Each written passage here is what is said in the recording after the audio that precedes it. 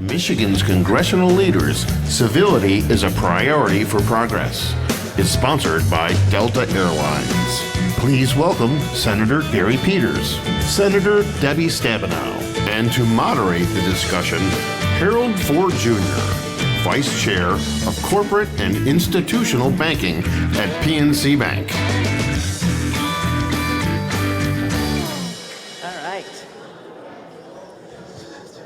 Before we get started, I just want to make sure, Senator Peters and Stabenow, if you guys have a joke about big, I don't know. I I don't think we can follow that one, Harold. I'm actually afraid to. So. John Meacham is a national treasure, and it's always great to be in his presence. He talked about the fragility of the enterprise of government and how humanity and humaneness should populate it, and with humanity at its best intentions can sometimes fail. This panel's about civility and hopefully cohesion. Right. Give us some hope. Give us some tangible examples of not only the cohesion between the two of you, but how you work with your colleagues across the aisle. And give us an issue that will give us hope and favor for the future. Well, Harold, I think we have a lot of them. I think Gary and I work across the aisle every day, and I know he feels as I do that you don't have to agree with somebody on everything. You just need to agree with them on one thing.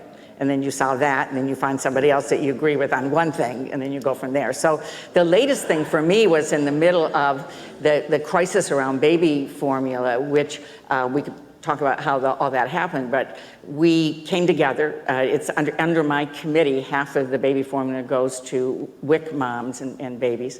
And within a week, I mean, this was, I think, a record, we wrote a bill, introduced it, passed it in the House, passed it in the Senate, and the president signed it on the following Saturday. That doesn't always happen, but it was because it was bipartisan. My ranking member on the committee, Senator Bozeman, and I worked closely together on that. We do the same thing on the 5-year economic strategy that we call the Farm Bill, both rural and urban. Gary and I are working on advanced vehicle technologies together in the whole effort to get the funding for chips to create the semiconductor fabrication facilities here. We worked together and I negotiated the money. Gary's on the committee that was writing it. He took the ball, got it in the bill. And then, yes, sir. Yeah. All right. And then, and we've secured that part of the competition bill. And so, and Roy Blunt and I are leading a national effort on community mental health funding that is very real, will really be transformative in what we do for mental health and addiction, and that was completely bipartisan. Senator? There are a lot of examples where we work in a bipartisan way. So you don't necessarily see that on television because folks who tend to get the media spotlight are folks that are throwing rocks. And they like to show that conflict, and I guess that gets clicks on social media and all of those types of activities. But we do work, and both Debbie and I take great pride in working across the aisle and trying to solve the really tough problems we have. We're both Democrats, but Republicans are going to be different, but there's actually more in common than what we have differences. We just got to seek those out and find them, and then roll up your sleeves and do a lot of hard work. I'll give an example of one that I was intimately involved in, and a topic that's not usually, it's the top of mind of a lot of folks usually complaining, and that's the Postal Service and the challenges with that. And we know that there's been some financial issues with the Postal Service, but they were made because of things that Congress actually did, things they saddled the Postal Service with cost that made it difficult for them to make the kinds of investments they needed for faster processing plants and being more efficient. And these were requirements that were put in over several years ago, and we've been trying to fix it for 15 years. This is a 15-year problem to deal with some common sense areas of the Postal Service.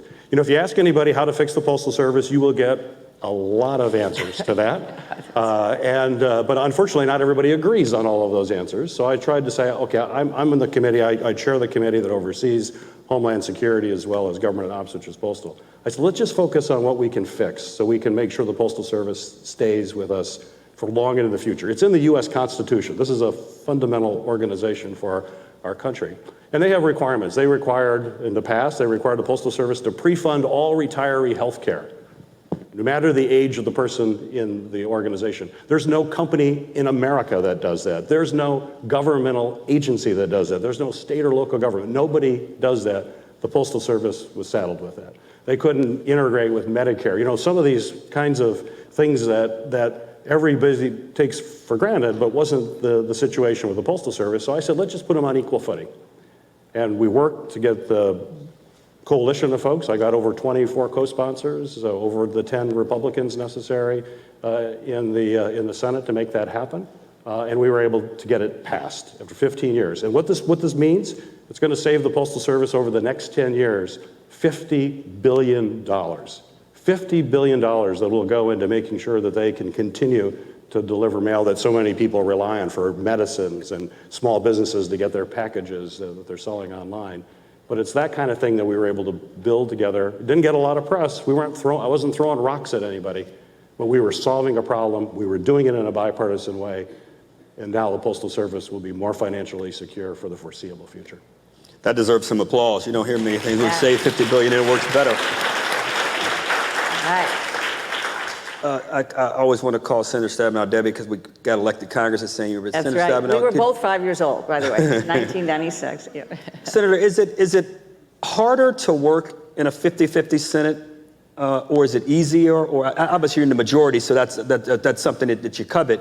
But how is it in terms of relations? Does it make it easier to work with Roy Blunt or Senator Bozeman? Does it make it easier to find common ground because of the numbers? Actually, I would say, I mean, we have the narrowest of majorities. We basically have a tie. Right. And our vice president can cast the tie-breaking vote.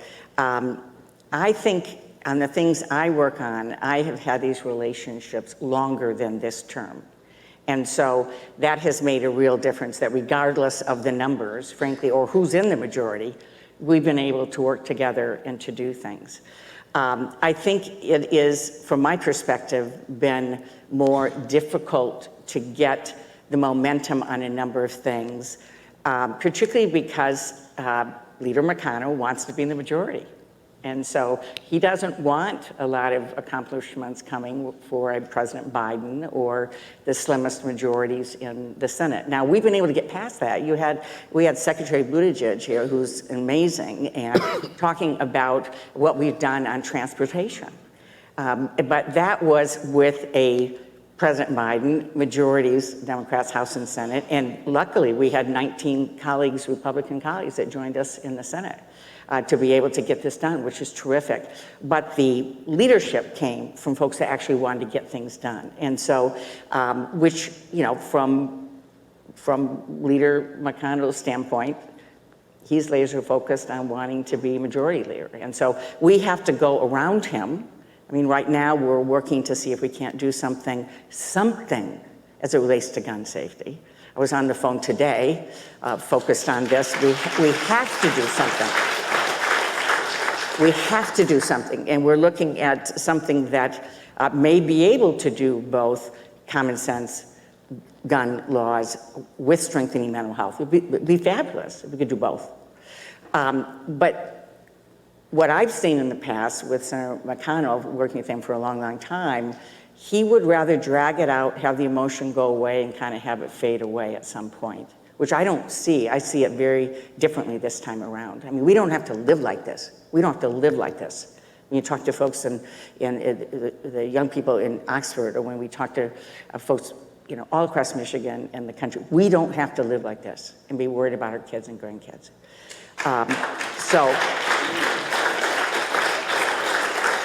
But I will say, what is more difficult is that it is so tight, you know, that Senator McConnell is hoping just one trip up on the election, and he'll be back in the majority. But the good news is we've had a lot of colleagues that want to come together anyway, and so I hope that's going to happen on gun safety. Senator Peters, the common sense, just to build on the senator's comments, the common sense approach you took to reforming the Postal Service, it's something that I think if every American were aware of, it wouldn't have taken 15 years, but 14 years, you stuck by it. Why can't we get common sense public safety rules around guns? I mean, I'm not here to advocate for one way or the other, but it seems like we're not doing enough in our schools. So how do you see a bill coming about? And do you think you'll be able to get 5, 10, 15 Republicans to go along with something that's common sense? Well, you know, obviously I'm hopeful, and you've got to be hopeful. And I think we're seeing some signs of that happening now after these two horrific tragedies within just a few days apart. We now have a group talking. There are 5 Republicans part of that group. We'll need at least 10 in order to move that forward, but it has to start somewhere to build that kind of trust and come together. And I think what we have to do is step back and understand that there is no one thing that we can do that's going to correct all of this. So that's going to take an awful lot. It's going to be a process where we're going to have to move forward and show some momentum and show some steps that we take to get there. And that both sides have to back off a little bit from folks who want us, the solution that will end up, or not the solution, I should say, the action that we'll take in the short run will be one that people think we should do a whole lot more are going to be unhappy about.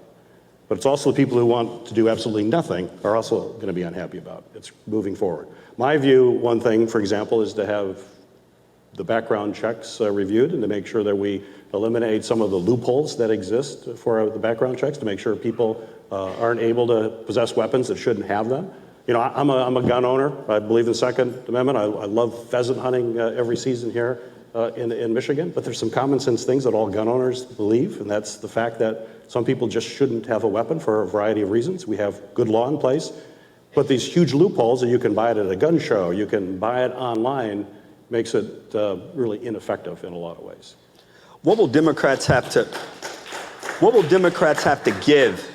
Because I think we all want, what are the one or two things you're urging your colleagues on the Democratic side that you may have to, and I'm a Democrat, we may have to compromise on to get the background checks or the fitness tests for who can own a gun? Well, I think, our list is long of things that we would really like to do. And so we're giving up that. I guess their list is short, it's doing absolutely nothing, but we just have to have, we're giving up saying we don't need to have a list of what a lot of folks are saying we need to do right now, but we need to show some progress going forward.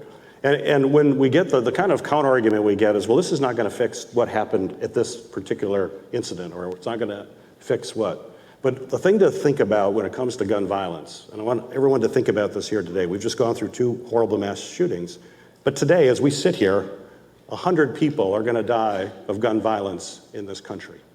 Tomorrow, when we wake up, another 100 people are going to die of gun violence. And the day after, another 100 people are going to die of gun violence.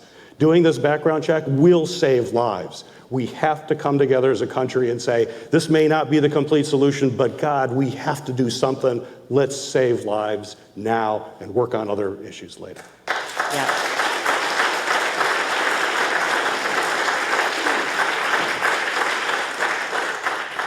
Switching gears for one moment, it seemed like there was camaraderie and there was civility and even cohesion around Ukraine. We seem like we may be heading to another conversation or some issues about whether the U.S. should provide even stronger weaponry and technology to the Ukrainians to fight. Do you see the cohesion holding as the president thinks about sending even more advanced weapons to Ukraine? I do. I think this is one area where people have come together, and frankly, President Zelensky, incredible leader. But the people that have come in, a lot of us, we've had a chance to talk with not only ambassadors, but people from Ukraine, people who are coming in to tell their stories. And it is phenomenal in terms of the courage and inspiration and so on. And I do think we understand they want to fight their fight, but they need our support to be able to fight their fight. And that they are fighting on behalf of democracy more broadly and for the globe. So I think that is there. I was involved in the second piece, which was negotiating the global humanitarian aid because there's a huge hunger crisis also going on. And we had a little bit more of a challenge in that area, but we were able to get the bipartisan support. When you look at Ukraine, that's viewed as the breadbasket of the world, and you have a large amount of what they grow that's going to the rest of the world. And the fact that they're not able to plant, they're not able to harvest, and so on right now, let alone the fact there already was a hunger crisis. But I am really proud of the fact that everybody came together, and actually the president had asked for a certain amount, and we actually upped it on a bipartisan basis because folks came in and said, we don't think this is enough, the world hunger community. So I think this is an area where there's been great bipartisan support. Inflation. Senator, I want to hear, I imagine your answer around Ukraine. If you want to comment on that, go right ahead. No, go right ahead. If you want 30 seconds on Ukraine. Go ahead. Inflation, obviously on the minds of voters as we head into an election season. Batted around that we should increase energy and oil production. We should not veer too far from some of our green platform. But what do you think you guys could do in the Senate to help address some of these day-to-day grocery store, gas station concerns across the aisle, Democrat and Republican? Because it seems like from afar, it looks like there's division around. It seems like they're saying things they're telling you're bad, but they won't tell you what they're going to do. Are there any solutions that seem to be bipartisan in nature in the Senate around this issue? Well, I mean, one of the biggest challenges right now we're seeing is with supply chains, is that they're just not functioning after the pandemic. What we learned, which is very clear, was that we had very efficient supply chains, but when anything happened, they were not resilient. They would break down rapidly, and that's what we're dealing with. I actually identified this back in 2019 even, when I was the ranking member of the Oversight Committee and looking at our drug shortages that we were having at that time, and the fact that we were overly dependent on foreign sources for critical drugs. And in that report, I said, my conclusion was, when there is a pandemic, we're going to find ourselves in a very precarious situation. 7 months later, we were. And now we're seeing that not just in drugs and medical supplies we saw in the pandemic with masks and swabs and all those things that we couldn't get, but now it's chips, as Senator Stabenow, who have been working diligently on chips. The big driver for auto prices is the fact that we have a shortage of chips that we manufacture overseas and don't have a steady supply here in the United States. I would hope we could come together and understand that this is about American jobs, this is about American supply resiliency, it's about our economic future, that we can do that in a bipartisan way. We do it already in the defense. I serve on the Armed Services Committee, as I know you were active in. We don't buy our Navy warships from China, and we will never do that on my watch. We make sure they're made here in the United States. In fact, up in the UP and on the border of Wisconsin, we make Navy warships because we know it's critical for our national security. We have to look at these supply chains issue as national security, homeland security, and come together as a country and say, let's make this in America, let's create American jobs and help American companies. And I think we can do that. You know, I really think, Harold, that the area of technology, research development, the Competition Act, the CHIPS effort really is an important area of bipartisanship. And we passed it through the Senate, went through the House, now we're getting it to the final stages. And it really is about jump-starting for America what we need to do in terms of competing with China and with others around the world. It is so very important. But to follow up also with what Gary was saying, in the infrastructure bill, a provision of mine that folks have talked about for years, but we never really did it, to really make things in America, strengthened Buy America laws. We actually did. It's in law now. We have for the first time have a Made in America office, a requirement that materials going into the roads be from America to every extent possible. But also, when the government is doing contracts now, they're going to have to diligently look around to see if there's an American company that can do this. And over the years, it's gotten very lax. The various agents might look a little bit, but then they got to do a waiver. Oh, we can't find anybody, we'll just waive it. Well, now the waivers are gonna be on a website. They're gonna have to be transparent. They're gonna have to prove they couldn't find anybody. The legislation requires that they reach out to the manufacturing extension partnerships to work with our small and medium-sized manufacturers and say, hey, there's a big contract coming. Maybe you'd like to retool and be a part of this. We saw what happened in the pandemic when people retooled. Our automakers and the UAW retooling on a dime for ventilators and masks, and we saw hand sanitizers. I mean, everybody retooling. There's no reason we can't identify the contracts of the federal government and give that same opportunity for folks to make it in America. The reality is, just-in-time supply chains in a global economy sounded great. Everybody thought it saved a lot of money until a global pandemic came along, and we saw supply chains break down and what happens when we have concentration in the marketplace. And so the other area I will just mention where unfortunately we don't have bipartisan support at this point on is in the area of food. We have 4 major meat packing huge operations in this country. 2 are foreign owned. And in the Recovery Act, I was able to get in money to provide loans and grants to create local processing operations, local and regional, so we can create resiliency and have more opportunity and more competition from smaller businesses and smaller operations. We're now doing that in other areas of the food area, and we have not gotten any votes from Republicans to do that. It's an area that we, hopefully we can convince some folks on. But even in the baby formula, we have 4 major companies that are doing this. So we need to be looking at how we can expand out, make it in America.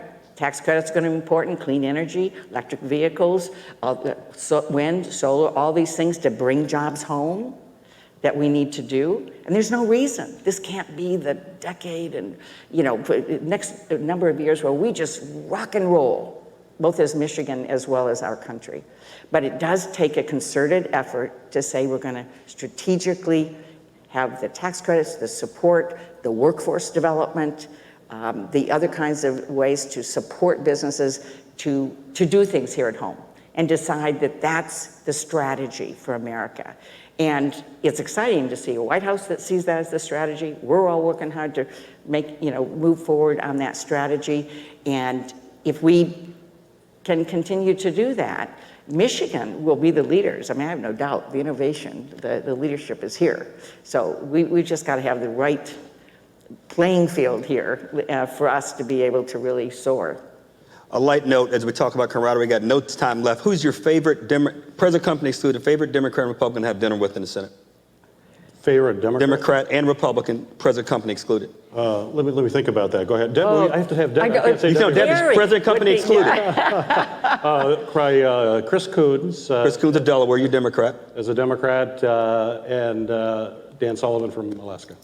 Debbie, who has the best sense of humor? The Democrat or Republican? Getting the best sense of humor, Democrat, present company excluded. Well, when he's not going crazy, Lindsey Graham. Lindsey Graham's Republican. But you never know what Lindsey you're going to get, but he certainly has a great sense of humor. And Democrat, present company excluded. Present company excluded, a Democrat. I would have to say Cory Booker is a great person to have a meal with. And your Senate delegation, ladies and gentlemen, thank you. All right. Sir, thank you. All right. Thank you. Always. Good to see you. Yes, sir.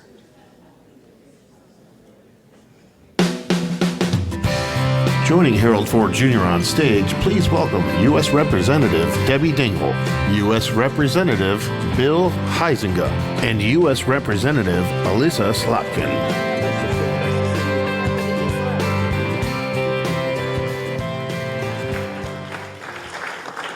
You probably heard your colleagues in the delegation talking a little bit about some of the things that they're able to find common ground and civility and perhaps cohesion around issues. Give us an example, as I asked them first, of a piece of legislation that affects Michigan or a law that affects Michigan that you were able to come together on that had national implications as well. Debbie Dingell, I treat like an aunt, a second mom. I've known her so long. She's known me so long, and I love her to death. So if I'm a little partial, you'll know why. So I say to the start with them. No, Mom, go ahead. That's. Shit. I got Debbie Dingell to swear. All right. Lead us off. Well, on the Great Lakes, it impacts. The Great Lakes is probably where the Michigan delegation has the most commonality. We are 90% of the freshwater in the United States of America. We're more than 20% of the freshwater supply in the world, and it's very critical that we protect our water. And I think when it comes to protecting our water, making sure that our children aren't drinking lead in the water, that there's commonality as well. And Debbie and I serve as co-chairs of the Great Lakes Task Force. There's 2 Republicans, 2 Democrats. David Joyce is the other Republican out of Ohio. Marcy Kaptur. And Marcy Kaptur, who is the other Democrat. And Marcy and I, we've joked about this. Marcy and I would struggle to agree that today is Friday, right? And that's true. And yet we work hand in glove on when it was a Republican administration in the White House or majority. We work together on that, and the same thing. My take is between Great Lakes and autos / manufacturing, that tends to be the areas where I think most of the cooperation will happen. Elissa, give us another edge to this question. Did you think it was going to be this divided there when you got there? And as you think about, I want to hear your answer on where you guys have come together. But did you think it would be the kind of division? At least as we look at it, I'm no longer there. I look at it from at home, and I'm like, wow. It seems like they are really divided. But was it as bad as you thought, or better? I had never in my life as a CIA officer and Pentagon official ever thought of running for Congress, and would have to go and brief Congress, and often walked away like, what? So I didn't run because we almost got her to swear too. It's not hard to get me to swear. But I think I didn't run for Congress because I thought it was all going great. Right? So I definitely knew that there were problems and knew that I wanted to be a part of dealing with it. I think the problems were just very different and much deeper than I understood from the outside. And I think just understanding how many people are just there for themselves, like to burnish their own reputations, and how few people actually want to get in a room, sit down without the cameras on, and get a compromise done. That is just not a huge, it should be bigger, I guess I should say. It should be bigger. And I think the incentive structure is that you get a lot more Twitter followers and a lot more airtime if you throw bombs and sort of, are out there cutting other people down than if you're sitting in a room hammering out a compromise on legislation. Bill, you want to react to that? Yeah, Ed, I want to amplify that, but maybe take a little different take too, because right after the 1996 election, I went on staff for my predecessor as his district director, Peter Hoekstra, and spent 6 years on staff there, and then of course have been doing this. And during that time, it was real easy during the Clinton administration with Newt Gingrich and Speaker of the House. Is nobody remembering what it was like? All right, impeachment, Elian Gonzalez, flag burning amendments. I mean, there was a lot of animosity. And earlier today, I got asked though by I think it was Rick Edelman at TV8, about sort of the differences. And what I said is the speed and volume of information is different. And by speed, we know it's like Twitter speed, right? And volume, it's both the amount as well as, to quote the great Spinal Tap, this one goes to 11. I mean, it's like that loud, and people get rewarded for that. And you've got seemingly people more concerned about how many Twitter followers or Instagram posts and all the other stuff rather than pounding through some of that stuff. So to me, that's one of the big differences between what we're living through now and maybe what you were going through. Is just that social media side. It's gotten much more vicious out there. 9/11 helped us come together, and the great John Dingell was there. We Democrat, Republicans alike worked together. Has Ukraine had an effect, Congresswoman, in terms of there being a willingness to sort of want to sit and listen and not be perhaps as so focused on oneself? Not as much as there should be. We have had more significant bipartisan votes than we've seen on many other issues.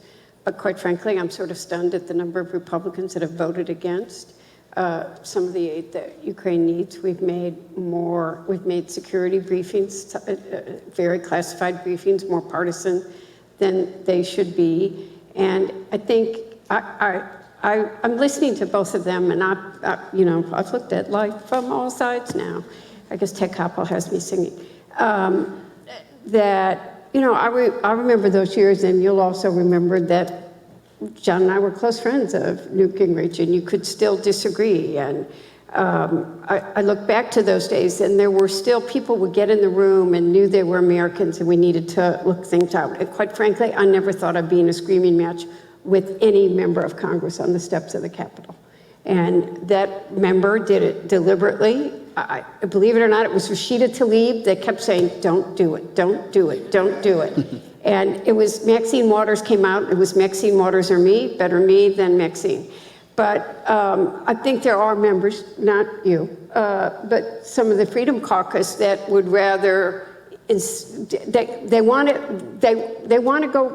to make the stink that they do. They want to vote against. They want to go divide us, and it's making people. I still sit on the Republican side a lot, as Bill knows, and I spend a lot of time working with my colleagues. But I never, ever. You've known me since. Okay, we're not going to talk. I am seasoned. I am not old. I never thought that there would be a member of Congress that I say I could not deal with, and there is more than one. And that I never thought that I would see that day. Congresswoman? Yeah, I would say just on the Ukraine thing, maybe it's a matter of perspective because I'm newer to Congress. And for me, it is the single most bipartisan thing that I've worked on in my 3.5 years in Congress. So maybe it's all relative, right? But 2 days before the invasion, I went, I was telling a panel earlier with Lindsey Graham on the sort of McCain honorary delegation to the Munich Security Conference, completely bipartisan, Senate and House. And we were tag teaming on our talking points when we were talking to foreign leaders and Zelensky. And literally, he would look at me across the table and I would look at him. And we don't agree on a lot of things, but it felt good to be on the same team. And I think that it affected what has been a largely bipartisan approach to Ukraine, both in resources, in weapons, and a bunch of other things. And I think what has helped is that we did something that I see as pretty different from how we usually do business, which is we built the bills in a bipartisan way, right? I get as frustrated as the next person with people in Congress, but I don't love the idea that we build these really big packages and then, as a Democrat, and then we say like, okay, Republicans, like you either come to the table or you don't, right? And I don't like when they do it to us either, when they have the run of the show. But when we took the Ukraine issue, we were able to sit with Senator Cornyn, with Senator Graham.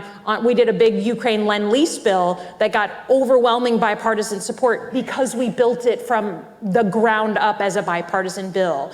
And it's painful because I'm looking at people who have pretty rough views on things, different than me. But on that issue, we agreed, and on that issue, we got it done.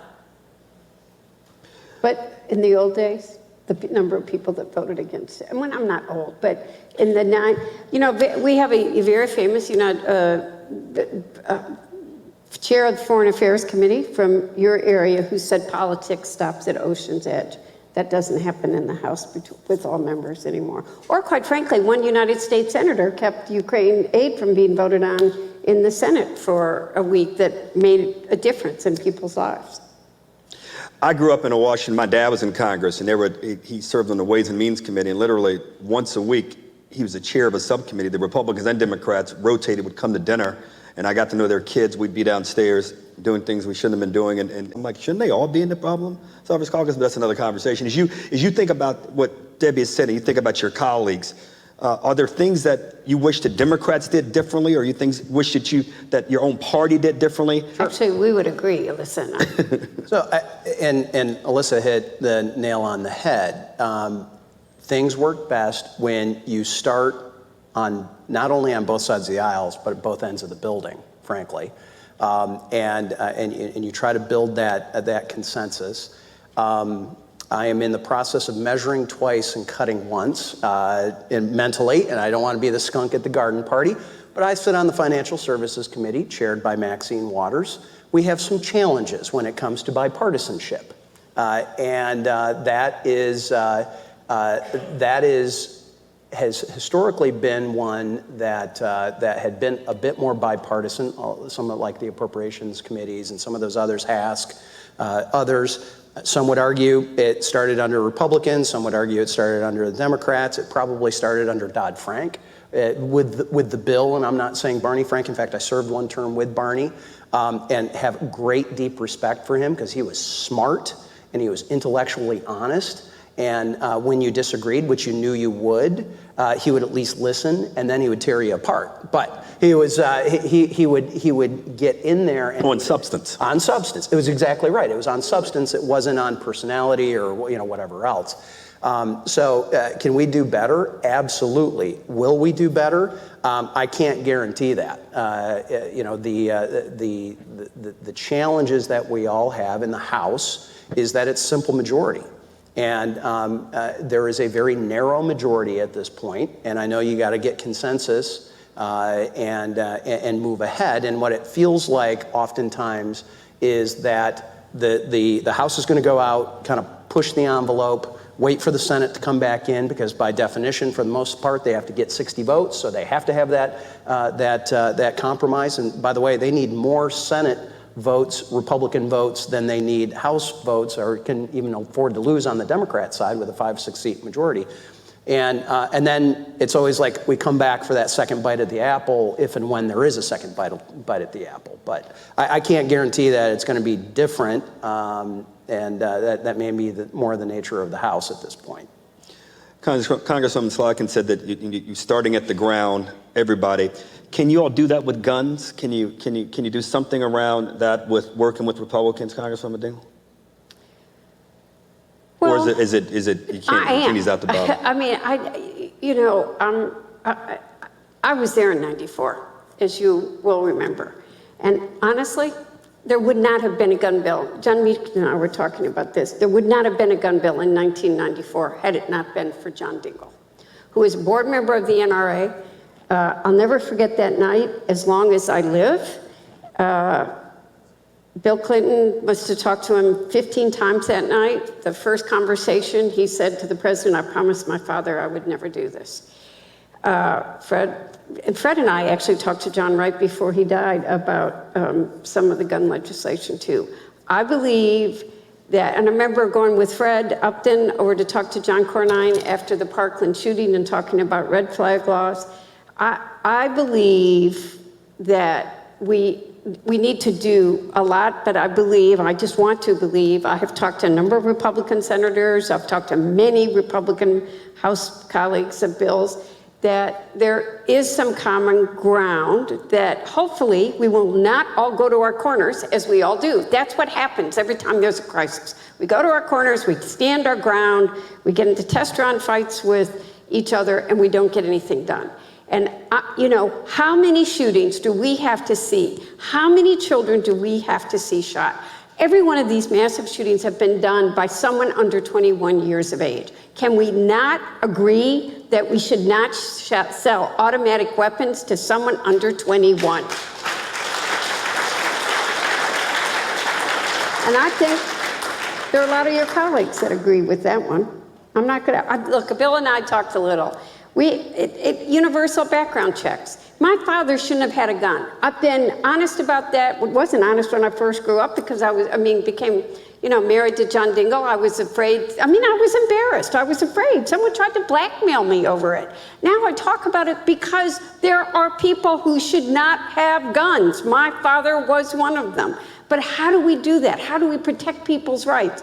I lived with a man who slept with a handgun under his pillow until the day he died. And I grew up in a house with a man that shouldn't have, and I will talk this with anyone and everyone so that no child should ever have to know what it was like to be in that closet afraid you were going to die.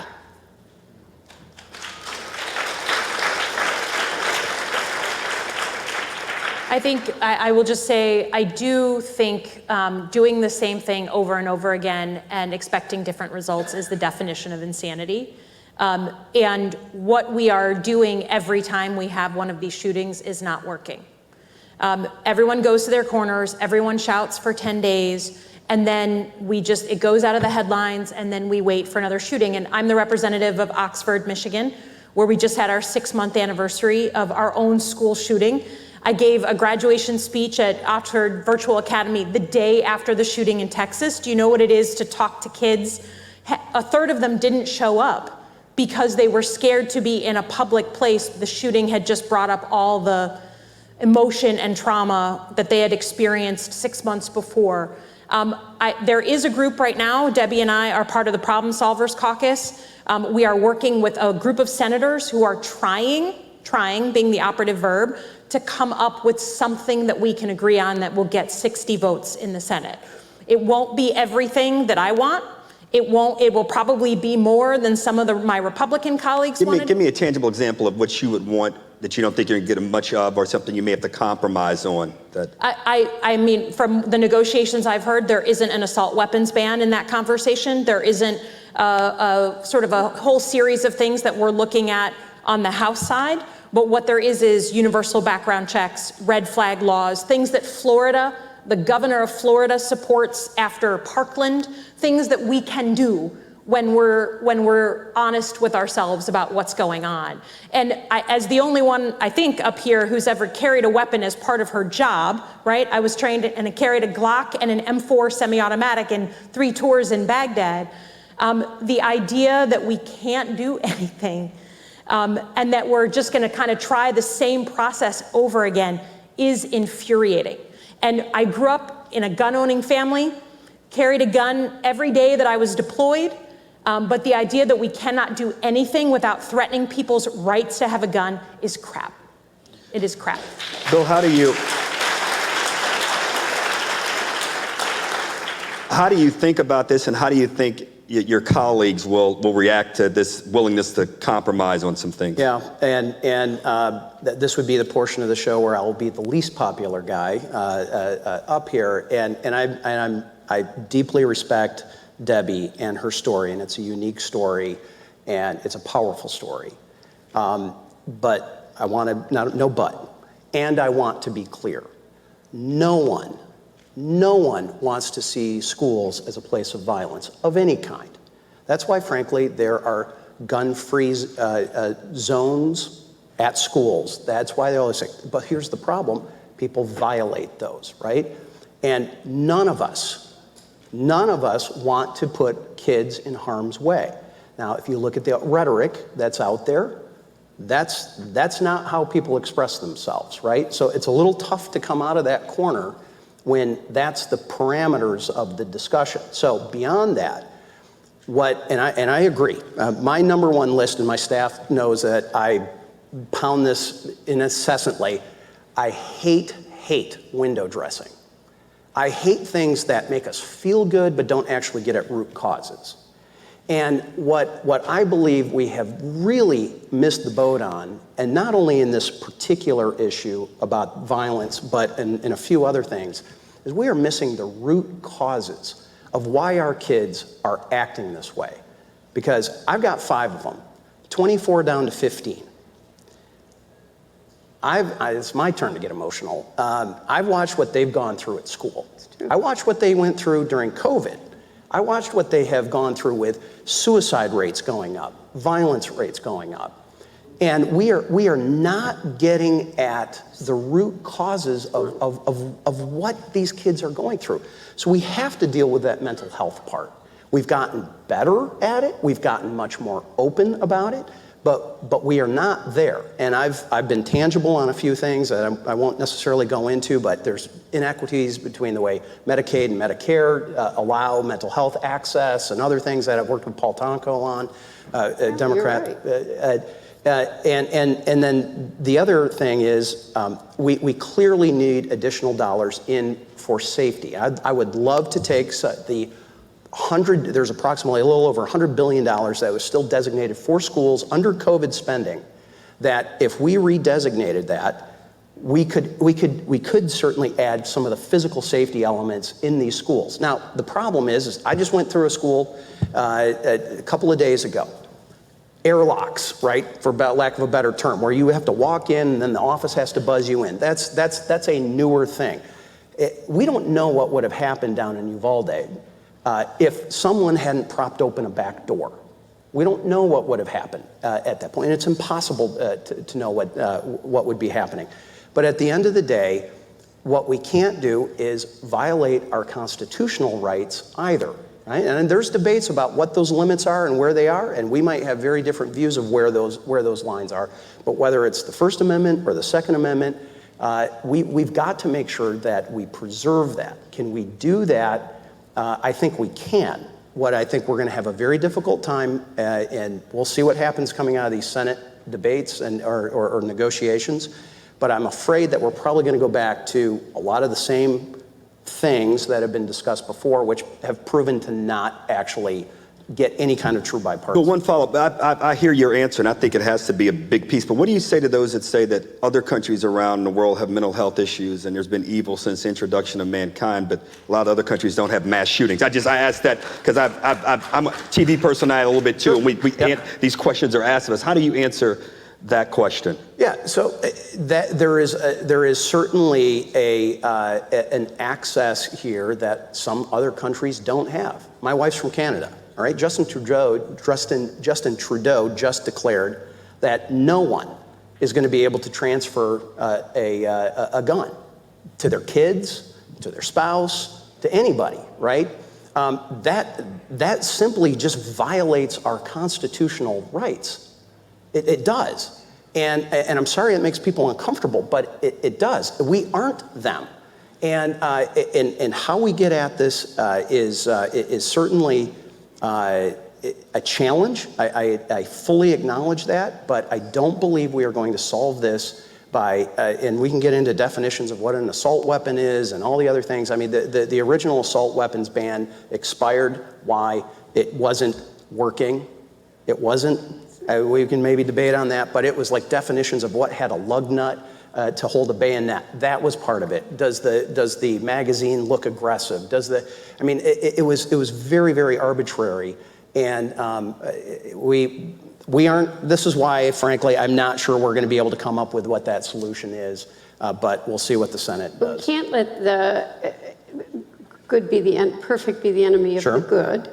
And I agree with you on mental health issues, and I suspect Elissa does too. We have a mental health crisis in this country, and we're not investing enough, and we need to we need to erase the stigma and not have people be embarrassed to talk about it, and we all need to work on mental health more. And I would actually agree with you. When John died, the only thing until now I'm starting to move, was I wanted Christopher in the house to get every gun out and do that orderly transfer to him.